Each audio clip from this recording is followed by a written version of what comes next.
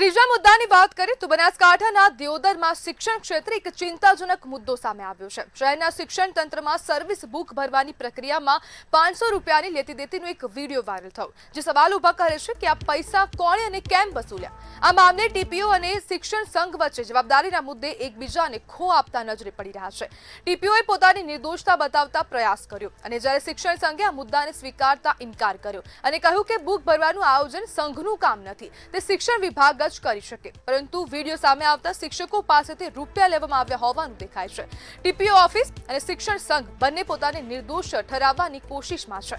હાલ સમગ્ર મામલે સવાલ એ છે કે આ ઉઘરાણી કોણે કરી, શાળામાં વિતરણની પ્રક્રિયા કઈ રીતે પારદર્શક બનાવી, તે હવે મહત્વનો મુદ્દો બની ગયો છે અને સ્થાનિક સ્તર પર હવે લોકો પણ ચિંતા કરી રહ્યા છે કે કેમ હવે શિક્ષણમાં હવે ક્યાંક ને ક્યાંક આવી લેતી દેતીઓ થઈ રહી છે અને કેમ હવે આ 500 રૂપિયામાં શિક્ષણ વિભાગના અધિકારીઓ વહેંચાઈ ગયા છે અને શિક્ષકો પાસેથી આ 500 રૂપિયા ઉઘરાવવામાં આવી રહ્યા છે। સર્વિસ બુક જે છે તેમાં 500 રૂપિયાની આ ઉઘરાણી થઈ રહી છે ને તેનો વિડીયો પણ સામે આવ્યો છે। થોડા સમય પહેલા જ આ વિડીયો વાયરલ થયો હતો, તે બાદ હવે આ સમગ્ર મામલો સામે આવ્યો, તે બાદ હવે શિક્ષણ સંઘ તરફથી પણ નિવેદન સામે આવ્યું છે કે તેમનું કહેવું છે શિક્ષણ સંઘનું કે હવે આ જે જવાબદારી છે તે અમારી નથી, અમે કોઈ પણ આવા પ્રકારનું આયોજન કર્યું નથી ને આ જે આયોજન છે તે માત્ર ને માત્ર શિક્ષણ વિભાગ કરી શકે છે।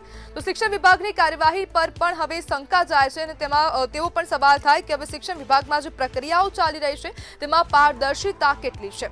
સમગ્ર મુદ્દે હવે નિવેદનો સામે આવી રહ્યા છે। દિયોદરમાં સર્વિસ બુક ભરવાના નામે આ રૂપિયા લેવાનો વિવાદ સામે આવ્યો છે, જે સમગ્ર વિડીયો સામે આવ્યો છે, જેમાં વિડીયોમાં દેખાઈ રહ્યું છે કે શિક્ષકો પાસેથી 500 રૂપિયાની ઉઘરાણી થઈ રહી છે, ત્યારે ઉઘરાણી અંગે ટીપીઓ અને શિક્ષણ સંઘ જવાબદારીમાંથી છટકી રહ્યા છે અને એકબીજાની ઉપર દોષનો ટોપલો હવે નાખી રહ્યા હોય તેવું સ્પષ્ટપણે લાગી રહ્યું છે। ત્યારે સર્વિસ બુક ભરવા મુદ્દે 500ની લેતી દેતીનો આ વિડીયો વાયરલ થઈ રહ્યો છે, જેને ચર્ચાનો વિષય હવે આ જોવા મળી રહ્યો છે। સ્થાનિક સ્તરે પણ એવી વાતચીત થઈ રહી છે કે શિક્ષણ વિભાગના અધિકારીઓ માત્ર 500 રૂપિયામાં વેચાઈ ગયા છે। દિયોદરની આ સમગ્ર ઘટના છે, 500 રૂપિયાના વહીવટમાં શિક્ષણ તંત્ર ક્યાંક ને ક્યાંક ભરાઈ ગયું હોય તેવું લાગી રહ્યું છે।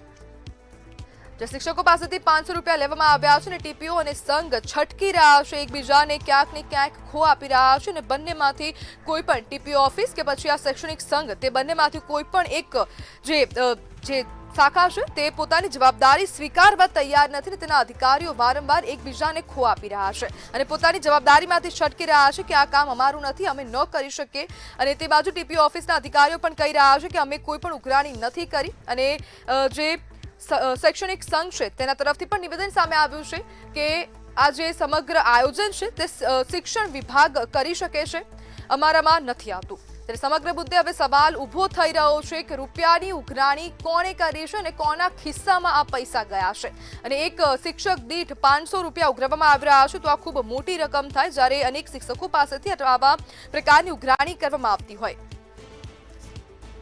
અને આજ મુદ્દે આપણી સાથે સ્થાનિક આગેવાન જોડાઈ ગયા છે, અમરા પટેલ। અમરાભાઈ, લેતી દેતીનો આ વિડીયો વાયરલ થયો છે અને તેમાં જે ટીપીઓ ઓફિસના અધિકારીઓ છે તે લોકો કહે છે કે અમારી જવાબદારી નથી, અમે કોઈ ઉઘરાણી કરી નથી અને હવે સાથે સાથે જે શૈક્ષણિક સંઘ છે તેમનું પણ નિવેદન સામે આવ્યું છે કે આ કામ ખાલી માત્ર ને માત્ર શિક્ષણ વિભાગ કરી શકે। આપની શું પ્રતિક્રિયા છે? જી અમરાભાઈ। હા, નમસ્કાર જી અમરાભાઈ, આપને અવાજ આવે છે? અવાજ નથી આવતો તમારો। અમરાભાઈ, જે ટીપીઓ અધિકારીઓ છે તે લોકોનું કહેવું છે કે અમે આ કોઈ પણ ઉઘરાણી કરી નથી અને એક આ વિડીયો પણ વાયરલ થયો છે, જેમાં સ્પષ્ટપણે જોઈ શકાય કે જે અધિકારીઓ છે તે 500 રૂપિયાની લેતી દેતી કરી રહ્યા છે, તો આપની શું પ્રતિક્રિયા છે?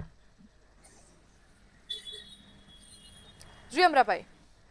હા, અમારા વિસ્તારની અંદર ટીપીઓ એટલે કે શિક્ષણ અધિકારી ભ્રષ્ટાચાર કરી રહ્યો છે, એના અનુસંધાને અમે સીએમ પોર્ટલમાં અરજી કરી હતી, માનનીય વડાપ્રધાન સાહેબશ્રીને પીએમ પોર્ટલમાં અરજી કરી હતી અને અમારા વિસ્તારની અંદર તાલુકા વિકાસ અધિકારીને પણ અમે આવેદનપત્ર પણ આપ્યું હતું। અત્યારે અમને શિક્ષણ અધિકારી સાહેબશ્રીએ ગાંધીનગર બોલાયેલા હતા કે આના તમામ ડોક્યુમેન્ટ આપો, એટલે અમે પેન ડ્રાઈવની અંદર તમામ ભ્રષ્ટાચાર કરતા તમામ વિડીયો એમને આપ્યા છે અને અધિકારી સાહેબશ્રીએ અમને કીધું છે કે તાત્કાલિક આની યોગ્ય તપાસ થશે। અમે તો સરકારશ્રીને કહેવા માંગીએ છીએ કે તાત્કાલિક આવા ભ્રષ્ટાચારી અધિકારીને તાત્કાલિક સસ્પેન્ડ કરે એવી અમારી માંગણી છે। અમરાભાઈ, હવે કેટલા સમયથી આવી ઉઘરાણી ચાલી રહી છે ત્યાં સ્થાનિક સ્તરે? આપના ધ્યાનમાં કંઈ આવું આવ્યું છે? જી અમરાભાઈ. બેન, તમારો અવાજ યોગ્ય આવતો નથી તરફ. અમરાભાઈ, ત્યાં સ્થાનિક સ્તરે કેટલી વખત આવી ઘટનાઓ બની છે અને શિક્ષકો પાસેથી અગાઉ કોઈ પૈસા ઉઘરાવવામાં આવ્યા હતા કે કેમ?